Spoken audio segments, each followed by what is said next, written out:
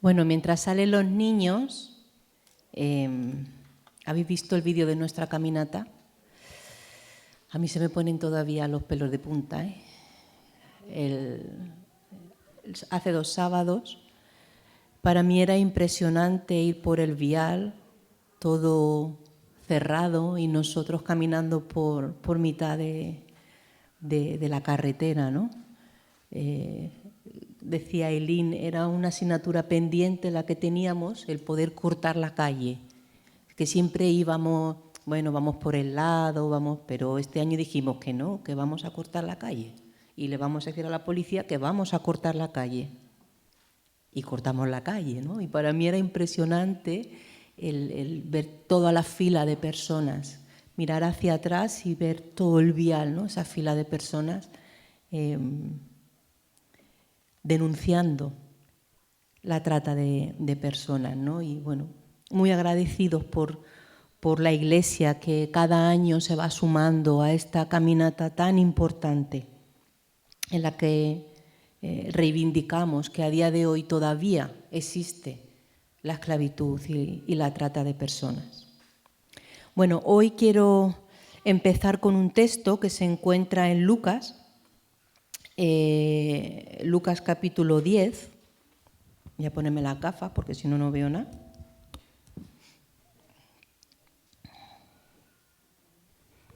Y dice el versículo 25: cierto día, un experto en la ley religiosa se levantó para probar a Jesús con la siguiente pregunta: Maestro, ¿qué debo hacer para heredar la vida eterna? Y Jesús contestó: ¿qué dice la ley de Moisés? ¿Cómo la interpretas?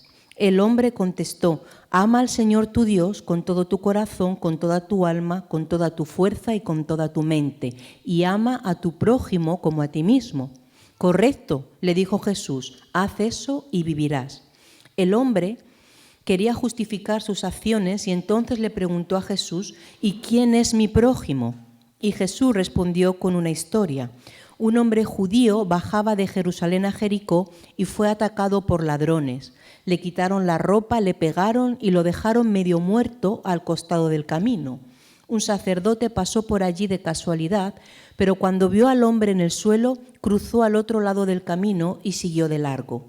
Un ayudante del templo pasó y lo vio allí tirado, pero también siguió de largo por el otro lado. Entonces pasó un samaritano despreciado y cuando vio al hombre sintió compasión por él. Se le acercó y le alivió las heridas con vino y aceite de oliva y se las vendó. Luego subió al hombre en su propio burro y lo llevó hasta un alojamiento donde cuidó de él. Al día siguiente le dio 2 monedas de plata al encargado de la posada y le dijo: cuida de este hombre. Si los gastos superan esta cantidad, te pagaré la diferencia la próxima vez que pase por aquí. Ahora bien, ¿cuál de los 3 te parece que fue el prójimo del hombre atacado por los bandidos?, preguntó Jesús. Y el hombre contestó: el que mostró compasión. Entonces Jesús le dijo: así es, ahora ve y haz lo mismo. Quiero comenzar leyendo una parte del prólogo del libro Ministerios de Misericordia de Timothy Keller, que de verdad os recomiendo que leáis porque es un libro muy bueno. Y dice: los evangélicos llevan décadas evitando el llamado radical implícito en la parábola del buen samaritano. Por mucho la vemos como un mandato a prepararle cada año una cesta de Navidad a los que están necesitados o a hacer aportes económicos a los organismos de ayuda. A los organismos de ayuda cuando hay una hambruna o un terremoto en una nación lejana. Pero es tiempo de prestarle más atención a este mandato porque el mundo, que nunca ha sido un lugar seguro en el cual vivir, lo es cada vez menos. Por fin estamos comenzando a preguntarnos la razón por la que de repente cientos de miles desnudos y medio muertos en las calles de nuestras propias ciudades. Solo un número reducido de personas en la historia del mundo han vivido en condiciones relativamente seguras. La guerra, la injusticia, la opresión, el hambre, los desastres naturales, el racismo, la delincuencia, la escasez de recursos, la lucha entre las clases, estos problemas sociales son el resultado de nuestra separación de Dios.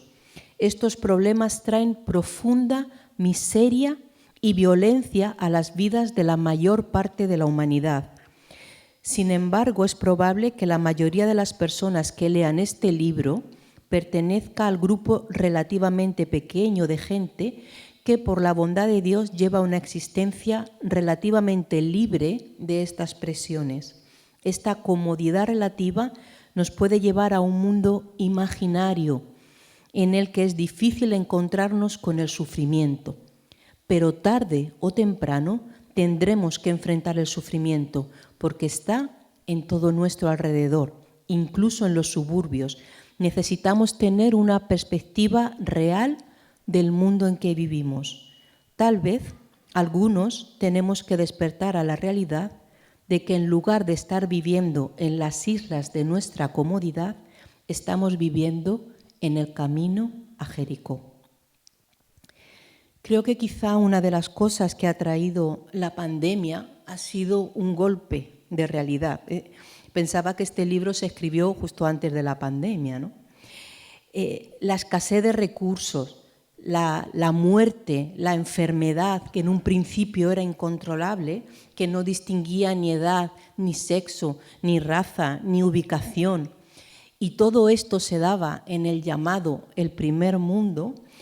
Aunque haya sido de manera temporal, para muchas familias nos ha igualado por un pequeño tiempo con la realidad que muchas personas tienen, por la realidad que muchas personas viven en su día a día. Y aún así, una vez que se vuelve a la normalidad, podemos olvidarnos de que hay muchas personas en el mundo que no pueden volver a esa normalidad con la rapidez con la que nosotros podemos hacerlo. Y cuando me puse a ver en profundidad la parábola del buen samaritano, me di cuenta que podía ver el corazón de Dios en esta parábola y el llamado radical que todos tenemos a la misericordia. Primero quiero poner este texto en su contexto más amplio. De los 4 evangelios, esta parábola solo aparece en el Evangelio de Lucas. Últimamente que estoy leyendo mucho el libro de Lucas, me parece un evangelio apasionante. En el Evangelio se le da mucha importancia a las conversaciones que Jesús mantenía con la gente y encontramos conversaciones que no aparecen en los otros evangelios. Y para poder poner el texto en el contexto completo tendríamos que irnos más atrás, al capítulo 9 y al versículo 51, que dice: cuando se acercaba el tiempo de ascender al cielo, Jesús salió con determinación hacia Jerusalén.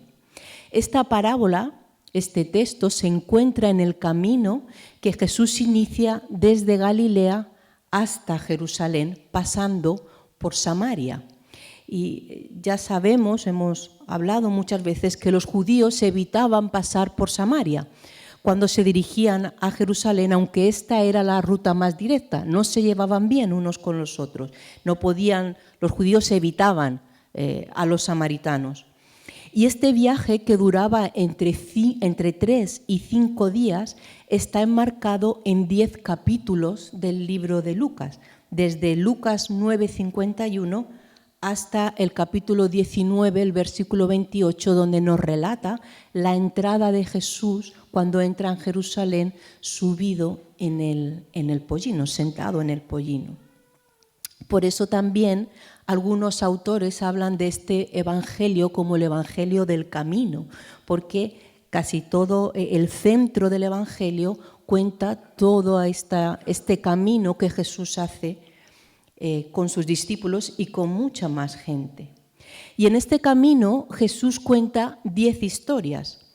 Jesús enseñaba por medio de parábolas. Eran historias sobre las cosas cotidianas de la vida que tenían en esos momentos. Parábolas sobre granjeros, sobre jueces, sobre monedas, sobre hijos, sobre bodas, sobre amigos. eran historias que no eran religiosas, porque iba dirigido a un público que quizás tenía un concepto de Dios diferente o no tenían una idea del concepto de Dios.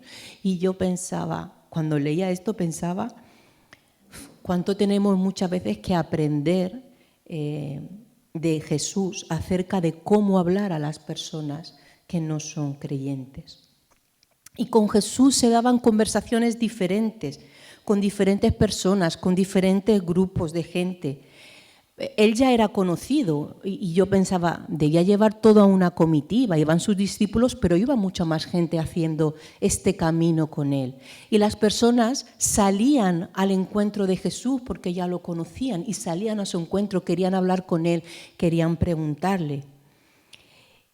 Y Jesús, además de tener estas conversaciones, en este camino iba preparando a sus discípulos para lo que había de venir. Realmente estos capítulos son un manual de discipulado. Os recomiendo leerlos detenidamente. Dice en el libro de Eugene Peterson, que dice así hablaba Jesús y habla acerca de las parábolas de Jesús, dice que durante este viaje por Samaria, yendo desde Galilea a Jerusalén, Jesús se toma el tiempo de contar historias que preparan a sus seguidores para incluir lo común y lo corriente de su vida, a la conciencia y participación de la vida del reino. Jesús anuncia a sus discípulos que se dirige a Jerusalén para ser crucificado y los llama a ir con él. Y mientras caminan juntos durante varios días, Él los prepara para su vida posterior, a la crucifixión y resurrección, para cuando Jesús ya no estuviese ahí. Todo va a cambiar y, sin embargo, todo seguirá siendo lo mismo. Jesús los prepara a ellos y nos prepara a nosotros para vivir esa vida con paciencia, con obediencia y sin reconocimientos. Y en esas conversaciones samaritanas los prepara calma y valientemente para hacer todo esto en continuidad con la manera en que Jesús lo hizo y en la manera y la forma en cómo Jesús habló a cada una de las personas. Justo en el contexto inmediato de la parábola del buen samaritano, tenemos 3 textos que no pasan desapercibidos. Cuando Jesús inicia su viaje y Él envía mensajeros a una aldea, a una aldea de Samaria, para que se hicieran preparativos porque Jesús llegaba. Pero nos dice el texto que los habitantes de Samaria no quisieron recibir a Jesús, lo cual tampoco era tan extraño porque ya hemos dicho que los judíos y los samaritanos no se llevaban bien entre sí. Pero Santiago y Juan, que tenían el sobrenombre de los hijos del trueno, le dicen a Jesús: Señor, ¿quieres que hagamos bajar fuego del cielo para que los consuma? Y dice Jesús que los reprendió. Mientras seguían caminando, se acercan a Jesús 3 personas diferentes. La primera le dice: Señor, te seguiré donde quiera que vayas. Y Jesús le dice: no tengo sitio fijo, no tengo casa, no sé dónde dormiré mañana. Y no sabemos más de esta persona. A la segunda persona que aparece, Jesús lo llama y le dice: sígueme. Y el hombre dice: sí, voy, pero déjame primero que me ocupe de mis padres. El tercero, que parece dispuesto a seguir a Jesús, dice: sí, voy, pero espera primero que vuelva a mi casa, que tengo que ir a despedirme.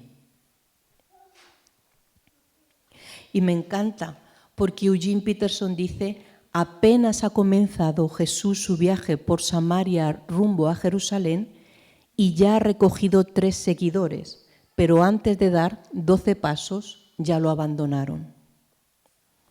Y esto contrarresta justo con el texto siguiente, en que Jesús envía 72 discípulos de 2 en 2 a todas las ciudades y lugares por los que iba a pasar.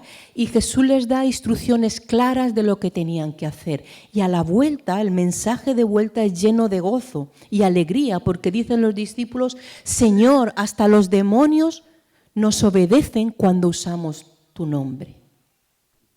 Y todo esto está pasando cuando llega el experto de la ley. Como dije al principio, las parábolas eran historias de cosas cotidianas de la vida. Y estas historias no eran ajenas al día a día de los oyentes de Jesús. Y normalmente Jesús usaba las parábolas para dar respuesta a las preguntas que las personas le hacían. De tal forma que al final el oyente se veía envuelto en la historia y se veía incluso enfrentado con su propia vida. Esta historia tiene dos partes. Primero, la conversación que tiene el hombre con Jesús y después la parábola. Dice que cierto día un experto en la ley religiosa se levantó para probar a Jesús con la siguiente pregunta: Maestro, ¿qué debo hacer para heredar la vida eterna? Y Jesús contestó: ¿qué dice la ley de Moisés? ¿Cómo la interpretas? Y el hombre contestó: ama al Señor tu Dios con todo tu corazón, con toda tu alma, con toda tu fuerza y con toda tu mente, y ama a tu prójimo como a ti mismo. Correcto, dijo Jesús, haz eso y vivirás. Y el hombre, que quería justificar sus acciones, entonces le preguntó a Jesús: ¿y quién es mi prójimo? Fijaros, esta conversación no es una conversación cualquiera, es de esas conversaciones que Jesús tenía con los líderes religiosos, con los expertos, que cada vez que se acercaban a Jesús era con la intención de probarle o de pillarle en algo para poder ponerlo en evidencia. Maestro, ¿qué debo hacer para heredar la vida eterna? Una de las primeras cosas que me llama la atención cuando una vez que conoces el texto completo dices cómo esta pregunta puede desembocar en la parábola del buen samaritano. Pero en realidad todo tiene sentido porque Jesús ya en otras conversaciones ha relacionado la vida eterna con la ayuda al prójimo. Si recordamos en el texto de Mateo 25, ¿verdad?, que habla de que cuando el Hijo del Hombre venga en su gloria, Él separará, dice que separará como un pastor las ovejas de las cabras, pondrá las ovejas a la derecha y a las cabras a su izquierda y dirá: venid, benditos de vuestro Padre, y heredad el reino preparado, porque tuve hambre y me disteis de comer, tuve sed y me disteis de beber, fui extranjero, me invitasteis a vuestro hogar, estuve desnudo y me disteis ropa, estuve enfermo y me cuidasteis, estuve en prisión y me visitasteis. ¿Haciendo qué cosa poseeré la vida eterna? El experto en la ley se traduce como si fuese un abogado experto en leyes, pero en las leyes de Dios. Y lo que realmente este hombre está preguntando es: ¿qué tengo que hacer para impresionar favorablemente a Dios y ganarme la herencia de la vida eterna? Fijaros, sabéis que una herencia depende del que la da, no del que la recibe. Aunque una herencia es un regalo, tú puedes enfadar a tu benefactor y que te desherede, o puedes caerle muy bien en gracia y que te dé más herencia, ¿no? Pues eso es lo que realmente este hombre estaba preguntando: ¿qué tengo que hacer para impresionar a Dios, para ganarme, para heredar esta vida eterna? Y la respuesta de Jesús es magistral porque lo devuelve a la ley. Le está diciendo: bueno, tú eres el experto en la ley. ¿Qué dice? ¿Cómo interpretas la ley? Y la respuesta que da el experto en la ley viene de dos textos. Uno está en Deuteronomio 6:5, que dice: amarás a Jehová tu Dios de todo tu corazón, de toda tu alma y con todo tu poder. Y en Levítico 19:18, que dice: amarás a tu prójimo como a ti mismo. Fijaros, este pasaje de Deuteronomio es un pasaje que los judíos repiten 2 veces al día. Fijaros si lo tenían tatuado en su alma. La respuesta de Jesús, correcto, haz esto y vivirás. Bueno, esta es la traducción. Fijaros, la respuesta literal de Jesús es: sigue haciendo esto siempre. Sigue haciendo esto siempre. Y ahí Jesús lo enfrenta directamente con la ley, porque los expertos de la ley eran los expertos en leyes eran los guardadores de la ley. Ellos eran los que procuraban que se llevase a cabo. Pero sigue haciendo esto siempre. ¿Alguien puede hacer esto siempre? El segundo texto, amarás al Señor, tu Dios, de todo corazón, de toda tu alma y con todas tus fuerzas y de todo tu entendimiento, y a tu prójimo como a ti mismo, está hablando acerca de amar a Dios y al prójimo sin límites. Está diciendo que debemos tener el mismo nivel de amor que tenemos hacia nosotros mismos. El mismo tenemos que tenerlo hacia los demás. Que estemos tan preocupados por el bienestar del prójimo como el que tenemos hacia nosotros. Que realmente no haya un límite de amor entre los demás y nosotros. Pero claro, aquí el experto en leyes quiso poner un límite para asegurarse que lo estaba haciendo bien, que lo estoy haciendo correctamente. Y entonces pregunta a Jesús, bueno, ¿y quién es mi prójimo? Y os voy a explicar por qué él hace esta pregunta. La palabra usada aquí para prójimo es la palabra griega plesión, que el significado es vecino, compañero, prójimo, el que está cercano.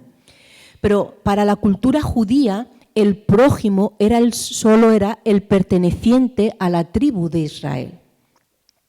La ley del Antiguo Testamento obligaba a una serie de deberes hacia aquellos que eran cercanos, pero no físicamente, sino cercanos de familia, de genealogía. Tenían muchas obligaciones. Por ejemplo, un israelita no podía exigir interés a otro por un préstamo, se prohibía el falso testimonio contra el prójimo, lo encontramos en Éxodo.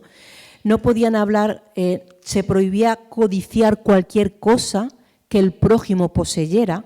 No codiciarás la casa de tu prójimo, a la mujer de tu prójimo, ni su siervo, ni su criada, ni su buey, ni su asno, ni cosa alguna de tu prójimo, robarle o calumniarle. En Levítico 19, cuando dice ama a tu prójimo como a ti mismo, lo está dando en el contexto sobre las relaciones que tenía el pueblo de Israel. Por lo que esto era algo que ellos llevaban durante muchos años, lo llevaban intrínseco dentro de ellos. ¿Recordáis el texto que hablamos de Santiago y de Juan ante la negativa? Y dice, Señor, vamos a mandar fuego del cielo para que los consuma. Esto nunca se les hubiese ocurrido si hubiesen sido israelitas, hermanos suyos que los consideraban su prójimo, pero los samaritanos no eran su prójimo. Y el experto en leyes hace esta pregunta a Jesús con la idea de que Jesús corrobore el concepto de prójimo que él tenía, para que le asegurase que lo que estaba haciendo estaba bien. Pero en vez de eso, Jesús cuenta una historia, porque esa pregunta que el experto en leyes está haciendo está poniendo límites al concepto de prójimo. Y en esta historia que cuenta Jesús en la cotidianidad del día a día, cuenta la historia del hombre judío que baja de Jerusalén a Jericó. Este camino era un camino público principal de Judea que comunicaba a las dos ciudades y más o menos eran unos 27 kilómetros. En este camino había muchas cuevas, había muchas montañas y realmente era un lugar peligroso. Y era muy común que las personas pasaran por allí y que fueran asaltadas, que fueran apaleadas, que fueran robadas, incluso que los matasen. Entonces, cuando Jesús incluye esto en su parábola, a nadie le parece extraño porque era algo común que podía pasar realmente. Incluso Los 3 ejemplos de personas que pasaban por allí eran personas que realmente podían pasar por allí. Era una zona que estaba habitada por sacerdotes cuando no estaban en funciones en el templo. Los sacerdotes cumplían su función en el templo y caminaban de nuevo a casa, regresaban a casa. Este sacerdote podría estar de camino a casa una vez que él había terminado sus funciones en el templo, y de igual manera el ayudante. Era de lo más normal. Incluso si quisiéramos divagar en cuáles podrían ser las razones para no pararse un sacerdote o un levita, si lo lleváramos a la realidad, podrían tener razones perfectamente aceptables. Podrían pensar que era una emboscada, que hay un hombre ahí tirado, lo mismo, no está herido, está fingiendo, ahora bajo a ayudarle y ahora me están esperando y me atracan. O si recordamos en la ley, cualquier judío que tocase un cuerpo muerto era considerado inmundo durante 7 días y tenían que pasar por toda una ceremonia de purificación. Entonces se arriesgaban a que no pudiesen cumplir sus responsabilidades en el templo hasta poder ser purificados. Y aunque todos, cuando leemos la historia del buen samaritano, todos nos ponemos en el lugar del samaritano, todos queremos ser el samaritano, no queremos ser ni el sacerdote ni queremos ser el levita. Pero yo os pregunto, ¿quién no ha tenido a veces responsabilidades urgentes que le ha impedido atender a una necesidad? O en un momento dado no querer ensuciarnos. O todos hemos escuchado, yo he leído muchas veces, si vas en el coche por una carretera y ves a alguien que está al lado, no te pares. Y es normal, porque nos da miedo. Y no pasa nada por reconocerlo. Dice que entonces pasó un samaritano despreciado y cuando vio al hombre sintió compasión por él. Fijar, el significado de compasión es el sentimiento de tristeza que produce el ver padecer a alguien y que impulsa a aliviar su dolor o sufrimiento, a remediarlo o a evitarlo. Y él sintió compasión de él, esas palabras en griego, a ver si lo digo bien, es esplaniste, significa movido por compasión hasta la profundidad de sus entrañas.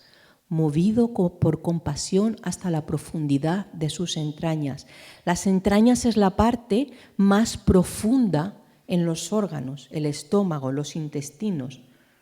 Es ese sentimiento de tristeza que se produce en las entrañas. No sé si alguna vez lo habéis sentido, un dolor que no es un dolor físico, es un dolor emocional que sientes muy interior, muy dentro de ti. Ese sentimiento fue el que llevó al samaritano a hacer lo que hizo.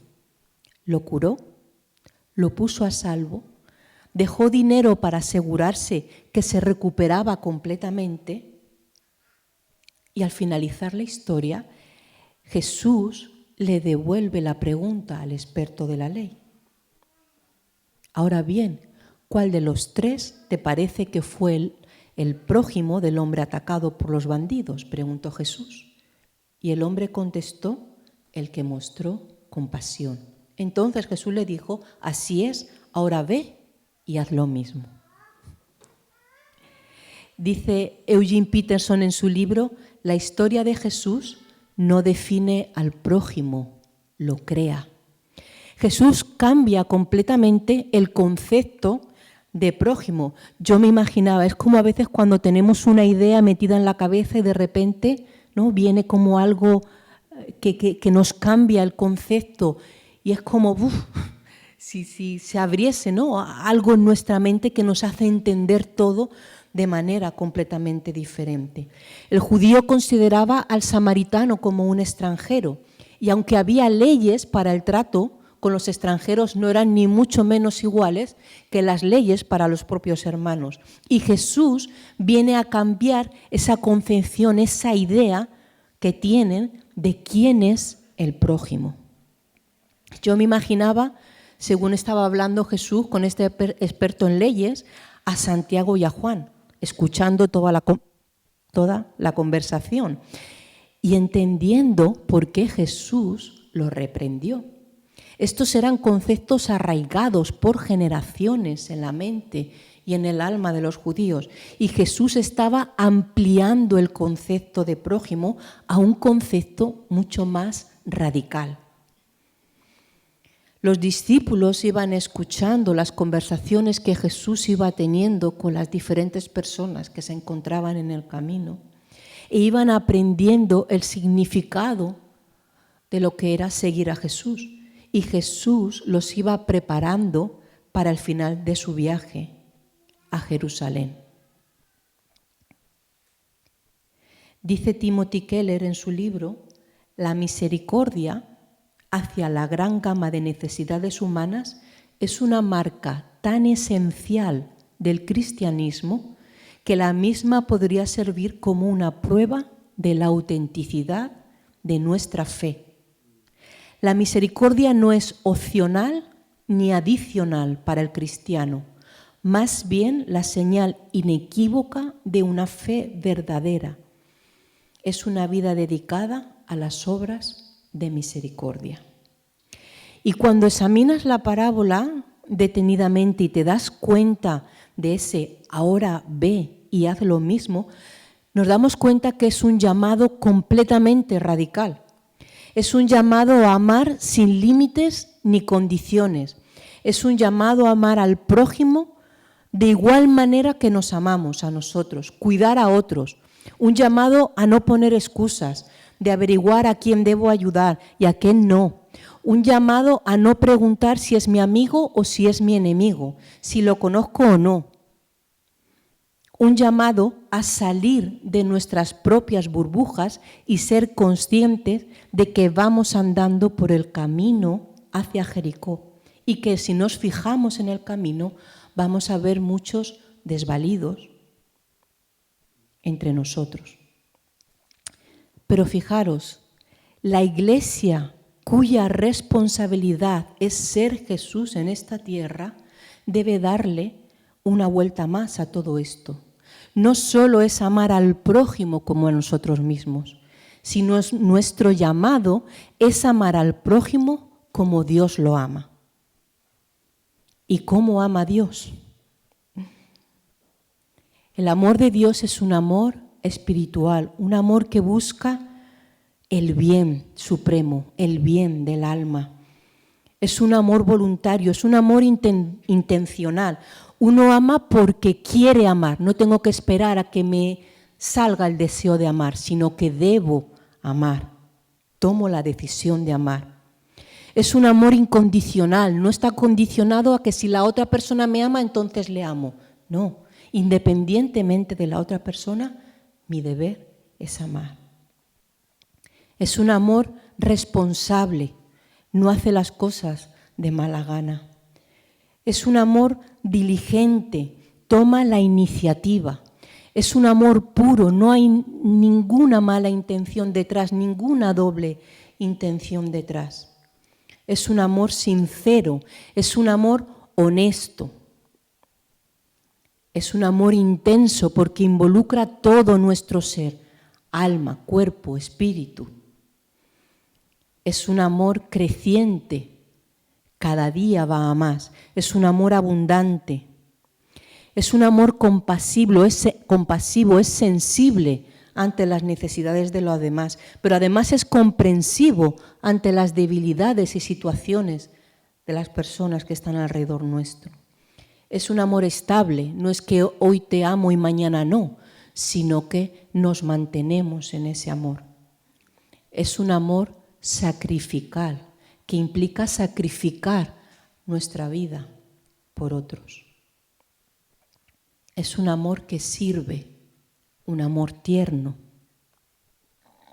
Es un amor que nunca deja de ser, como dice en 1 Corintios. Nuestros ojos ni nuestra compasión al tratar con los necesitados debe ser la misma mirada, el mismo amor y la misma compasión que Dios tiene. El otro día leía de un abogado, periodista y escritor católico y me gustaba lo que decía. Dice, en toda sociedad están en juego la dignidad de las personas, los derechos humanos y la paz que deben ser logrados y garantizados. Por eso la Iglesia enseña y promueve una doctrina social que surge de la palabra de Dios y que es a la vez una tarea de anuncio y de denuncia. Esa tarea es ineludible para la Iglesia porque se trata de llevar a la práctica concreta el amor y la justicia, que son enseñanzas del corazón mismo del Evangelio de Jesús. La Iglesia está obligada a anunciar, proclamar, predicar, enseñar el amor y la justicia y a denunciar, él dice, todo no amor e injusticia, porque dice que lo contrario del amor no tiene por qué ser el odio, puede ser el no amor, que muchas veces se traduce en indiferencia. Vaya. Es importante como Iglesia que tomemos conciencia de que vivimos en una humanidad herida, abandonada, medio muerta en el camino y que esta humanidad es la que Cristo ha venido a salvar. Y no se trata de que estemos haciendo una buena obra social, sino de que somos Jesús en la tierra y tenemos la obligación de amar como Él ama.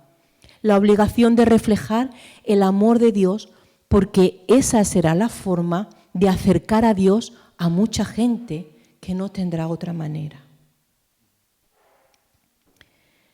Este próximo enero, hace 5 años que iniciamos la obra social de Bethesda después de años parada.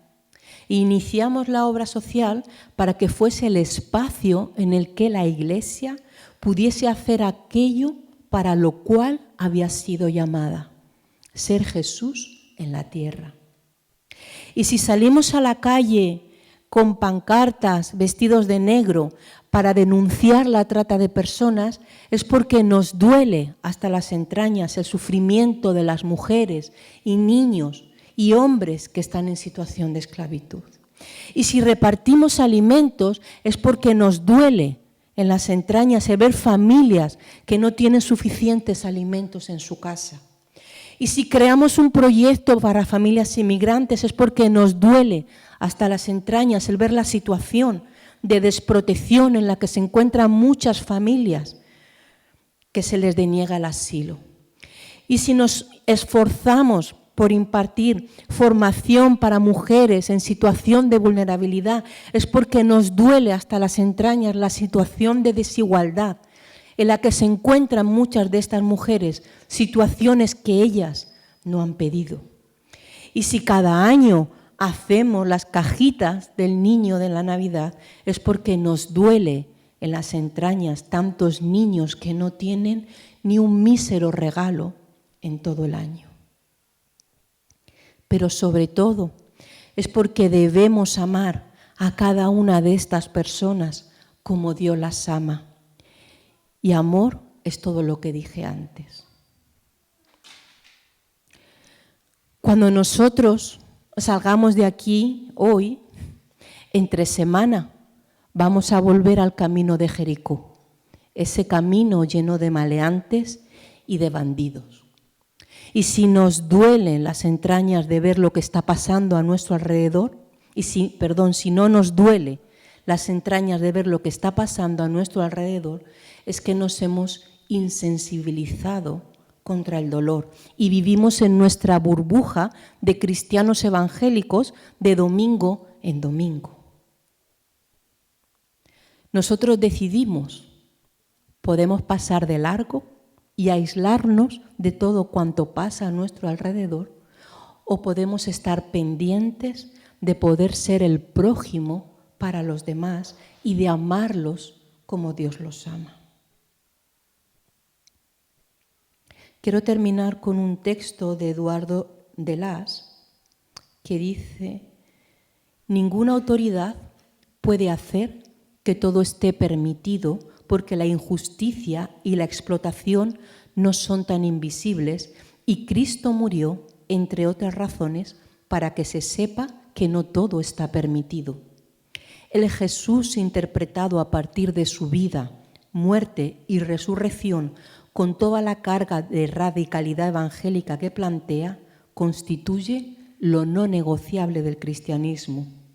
Por eso, frente a un mundo roto y desigual como este, necesitamos una nueva conciencia de lo que significa ser iglesia, en pobreza y sin poder, en humildad y sin arrogancia, con espíritu profético, no en silencio, y no aisladamente, es decir, tomando conciencia de que, por la gracia de Dios, somos la comunidad del reino, que desde el Espíritu ha sido llamada a encarnar y proclamar el amor, la justicia y la verdad del Evangelio hoy, aquí y ahora.